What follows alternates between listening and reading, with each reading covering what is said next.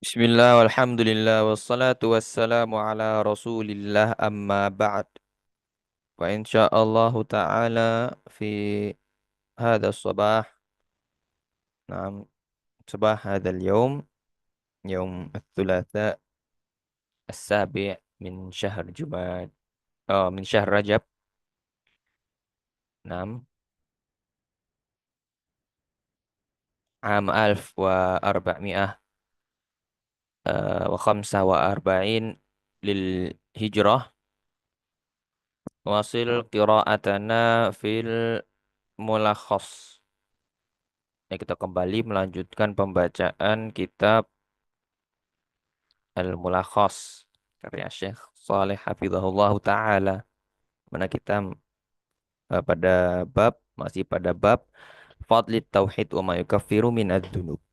Keutamaan Tauhid dan penghapusan dosa. Kita telah membaca pada pertemuan yang lalu beberapa makna dari mufradat kosakata di dalam kitab Tauhid.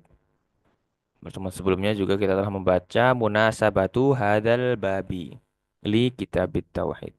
Kesesuaian bab ini terhadap kitab tauhid. Nah, kemudian di sini ada catatan kaki yang harusnya kembali kita baca namun terlewatkan. Kita baca. Ya, ini catatan kaki dari ayat pada kitab tauhid. Nah, ada hadisnya, ada kisahnya. An Abdullah ibni Mas'udin radhiyallahu anhu qal. Kita baca dari sahabat Abdullah bin Mas'ud radhiyallahu taala anhu. Beliau mengatakan, lama nazalat alladzina amanu wa lam yalbisu imanahum bidzulmin. Lama nazalat. Ini ketika diturunkan ayat alladzina amanu wa lam yalbisu imanahum bidzulmin. Ya, ini ayat yang ini. Orang-orang yang beriman dan tidak mencampurkan keimanan dengan kezoliman. Surat Al-An'am 82. Mereka mendapatkan keamanan dan mereka itulah orang-orang yang diberi hidayah. Mendapatkan hidayah. Nah, ketika turun ayat ini, para sahabat berkata, wahai Rasulullah, ayyuna la yadlimu nafsahu. Siapa di antara kita,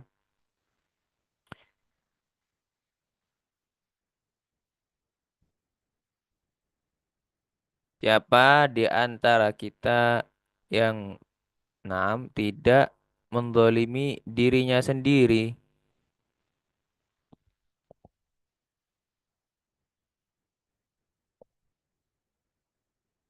Pasti ada kezoliman yang kita perbuat. Nah, selaku kita sebagai manusia, begitu pula para sahabat. Karena sahabat bingung, bertanya, Ayuna la yadlim nafsah. Siapa yang tidak mendolimi, siapa yang tidak mendolimi dirinya? Siapa yang bisa? Qal laisa kama taqulun. Maka beliau Shallallahu Alaihi Wasallam bersabda, itu bukan seperti yang kalian katakan ini. Lam yalbisu imanahum bidzulmin bisyirkin. Yang maksud di ayat tidak mencampurkan keimanan dengan kezaliman. Ini maksudnya adalah dengan kesyirikan. Gitu. Awalam tasma'u ila qawli Luqman li ibnihi ya bunayya la tusyrik billahi inna syirka la dzulmun adzim. Tidakkah kalian mendengar ucapan Luqman, perkataan Luqman kepada anaknya? Qauli Luqmana libnihi. Ya, di sini harokatnya qauli kasroh karena ada huruf jer sehingga dia majrur. Harokatnya kasroh. Namun tidak ditanwin karena dia sebagai mudhaf dari Luqman. Sehingga Luqman majrur, namun majrurnya Luqmana dengan fathah ya. Karena dia tidak bisa ditanwin. Ya bunaya la tusyrik billah. Ini firman Allah dalam surat Luqman. Sini ayat 13. Wahai anakku, la tusyrik billah. Janganlah kamu menyekutukan Allah, mempersekutukan Allah. Karena sesungguhnya kesyirikan itu adalah la zulmun azim, kezaliman yang besar, yang amat besar, yang paling besar. Nah, sehingga demikian arti zulm di sini. Kalau diartikan zulm secara umum, maka sebagaimana dikatakan sahabat, ayuna la yadlim nafsah. Siapa di antara kita yang bisa untuk tidak mendolimi dirinya sendiri? Nah, kemudian kita lanjutkan pembacaan kitab Mulakhas. Sebagaimana kemarin al-ma'na al-ijmali lil ayah telah kita baca alhamdulillah bahwasanya Allah Subhanahu wa taala menjelaskan bahwa bagi orang-orang yang mengikhlaskan ibadah kepada Allah hanya kepada Allah semata, yang tidak menyekutukannya, mereka akan mendapatkan keamanan kelak di yaumul qiyamah. Dan di dunia mereka mendapat hidayah untuk berpegang teguh pada jalan yang lurus. Munasabatul ayati lil bab. Kesesuaian ayat ini dengan pembahasan bab. Ya bahwasanya annaha dalat, bahwasanya ayat tersebut ha di sini muannats karena dalat ya, fa'ilnya muannas yakni hiya, dhamir hiya yang dimaksud adalah al-ayah. Ayat tersebut menunjukkan, sehingga menunjukkan adalah ayat tersebut menunjukkan ala fadlit tauhidi wa takfirihi lidzunubi. Ayat ini menunjukkan atas keutamaan tauhid, menunjukkan keutamaan tauhid dan takfirihi. Tauhid itu dapat menghapuskan lidzunubi, menghapuskan dosa, dapat menghapus dosa-dosa. Nah, ya sehingga ditaruh di bab ini ayat tersebut oleh al-muallif rahimahullahu taala. Kemudian kata Syekh Hafizahullah, ma yustafadu minal ayah. Pelajaran faedah yang dapat diambil dari ayat ini. Nah, kita baca yang pertama, fadlut tauhidi wa thamaratuhu fid dunya wal akhirah. Keutamaan tauhid dan juga buahnya di dunia dan di akhirat. Yang mana di dunia disebutkan muhtadun, yang mereka berpegang teguh dalam surat Al-Mustaqim, jalan yang lurus, diberi taufik hidayah. Adapun di akhirat, ulaika lahumul amnu, mereka mendapat keamanan. Nah, ini faedah yang pertama dari ayat tersebut. Kemudian yang kedua, ana syirka zulmun mubtilun lil imani billahi in kana akbar au nam munaqqasun lahu in kana asghar. Kana asghar. Nah, yang kedua bahwasannya kesyirikan itu merupakan zulmun, sebuah kezaliman mubtilun, kezaliman yang membatalkan keimanan kepada Allah. Ini kesyirikan, kezaliman yang dapat membatalkan keimanan kepada Allah. Ingkana akbar, jika berupa syirik akbar. Au munqisun, nah munqisun dari anqasa. Au munqisun lahu ingkana asghara. Atau hanya sekedar mengurangi kesempurnaan lahu, yakni lil iman, mengurangi kesempurnaan keimanan, tidak sampai mubtilun, membatalkan. Ingkana asghar, jika berupa syirik asghar. Yang ini jika berupa syirik asghar. Dan mau akbar maupun yang asghar ini sama-sama syirik, yang mana itu merupakan zulmun azim, yang pantas, yang patut kita jauhi. Kemudian yang ketiga, annasyirka la yughfar. yughfar. Nah, diampuni. Bahwasannya kesyirikan itu tidak dapat diampuni. La yughfar. Nah, sangat bahaya sekali. Kemudian yang keempat, anna syirka yusabbibul khaufa fid dunya wal akhirah. Bahwasannya kesyirikan. Sini isim inna sama yang seperti di atas ini juga. Ini juga. Kalau yang nomor dua ini khobarnya, nah di sini terlihat. Kalau yang nomor tiga khobarnya berupa kalimat, yakni jumlah fi'liyah, la yaghfir, la yughfar. Sama seperti yang nomor empat, yang mana kita tahu bahwasanya khobar bisa berbentuk eh, lima. Salah satu dari lima enam keadaan demikian. Di antaranya adalah yang di sini. Jumlah fi'liyah berupa kalimat fi'il. Yusabbibul khaufa fid dunya wal akhirah. Bahwasannya kesyirikan menyebabkan ketakutan di dunia maupun di akhirat. Ya ketika keimanan itu menyebabkan keamanan, keimanan menyebabkan keamanan, maka sebaliknya kesyirikan menyebabkan al khaufid dunya wal akhirah wal billah. Nah, kita telah selesai dari ayat tersebut, ayat 82 surat Al-An'am. Kemudian kita lanjutkan pada hadis. Ini masih di dalam bab yang sama tentang keutamaan tauhid. An Ubadah bin Samit radhiyallahu anhu qal. Dari Ubadah, ya di sini majrur dengan fathah lagi seperti tadi Luqmana, yakni dia tidak bisa ditanwin.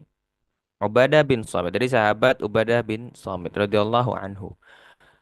Beliau berkata bahwa Rasulullah Shallallahu Alaihi Wasallam bersabda, "Man syahida an la ilaha illallah wahdahu la syarikalah wa anna Muhammadan abduhu wa rasuluhu wa anna Isa abdullahi wa rasuluhu wa kalimatuhu alqaha ila Maryam wa ruhum min wal jannata haqqun wan nara haqqun adkhalahu Allahul jannata ala ma kana minal amal akhrajahu." Barang siapa yang bersaksi syahida, bersaksi bahwasannya tidak ada ilah yang berhak untuk disembah selain Allah semata, tanpa ada sekutu baginya. Ya Allah semata. Wa anna Muhammadan abduhu wa rasuluhu. Dan bahwa Muhammad adalah hamba dan rasulnya. Wa anna Isa abdu, serta bahwa Isa adalah abdullah, hamba Allah. Wa rasuluhu, rasulnya, utusannya. Wa kalimatuhu, kalimatnya. Alqaha ila Maryam, kalimatnya yang disampaikan kepada Maryam. Wa ruhum min, dan roh darinya. Wal jannata haqqun wan naro haqqun, serta bahwa surga itu hak, benar, juga neraka itu hak, benar. Barang siapa yang bersaksi ini semua, adkhalahullahul jannah, maka Allah Subhanahu wa taala akan memasukkannya ke al-jannah ala makana minal amal, sesuai dengan amalan-amalan yang telah ia lakukan. Akhrajahu, diriwayatkan oleh dua imam besar, Imam Bukhari dan Muslim. Itu ada ta'liknya di sini. Ya di sini bisa dilihat ternyata juga Tirmidzi wa Ahmad. Diriwayatkan Imam Tirmidzi dan Imam Ahmad juga. Nah, hadis dari sahabat Ubadah bin Samit. Ya kita bisa lihat di sini anna Muhammadan, isim anna, abduhu wa rasuluh. Di sini khobarnya adalah abduhu wa rasuluh. Kita bisa tahu khobar karena jika itu tidak ada maka tidak sempurnalah faedahnya. Faedah mubtada atau isim anna di sini. Ya, ketika tidak ada abdu wa rasuluh wa anna Muhammad, bahwasanya Muhammad.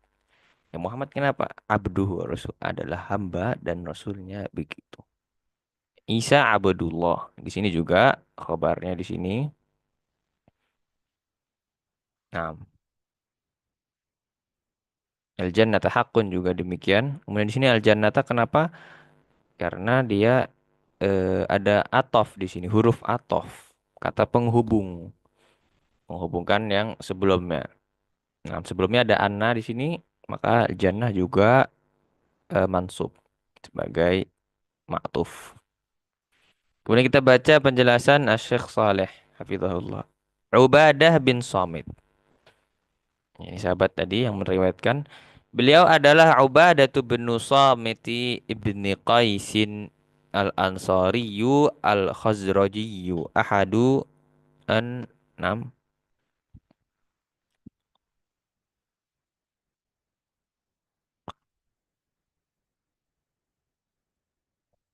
an nuqaba'i badriyun masyhurun.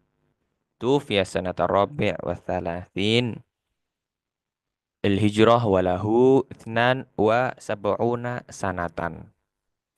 Ubadah bin Samit. Beliau adalah Ubadah bin Samit bin Qais al-Ansari al-Khazraji.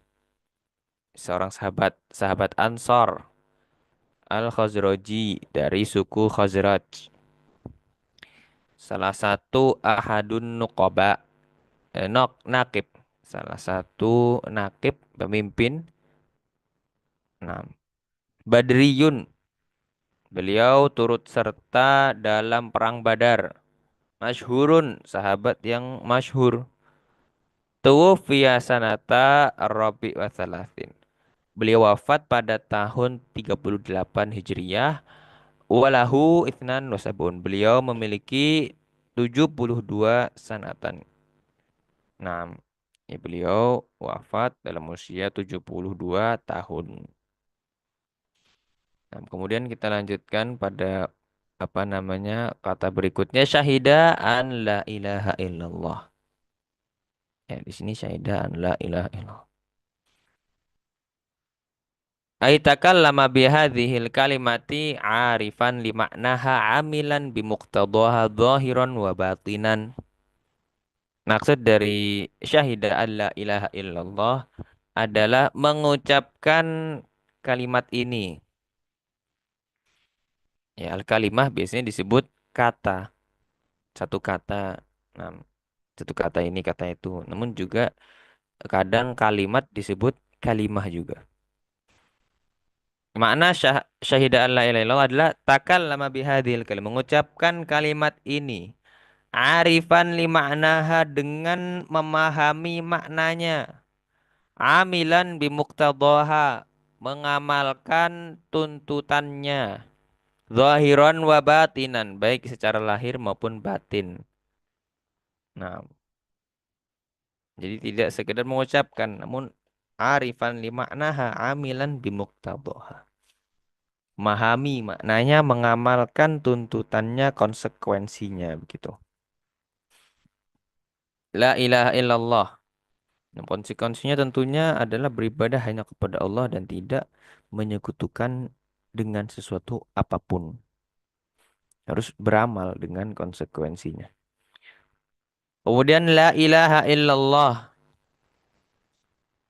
Artinya la ma'bud bihaqqin illallah. Tidak ada sesembahan yang berhak, yang benar.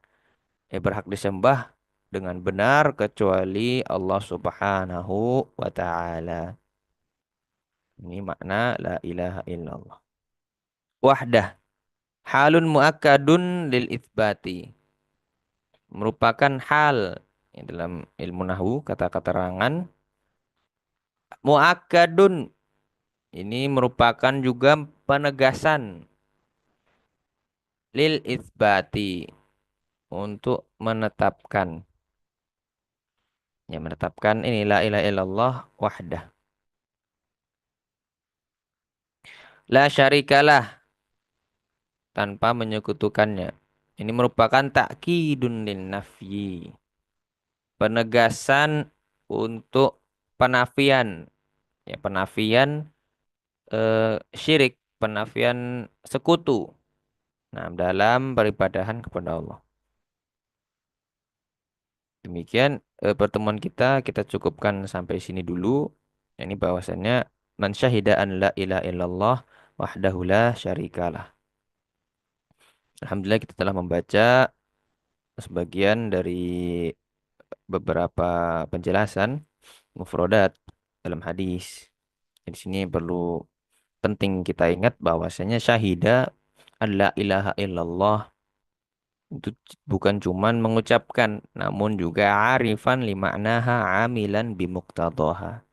Kalau sekedar mengucapkan tentunya tidak masuk di dalam sini. Nah,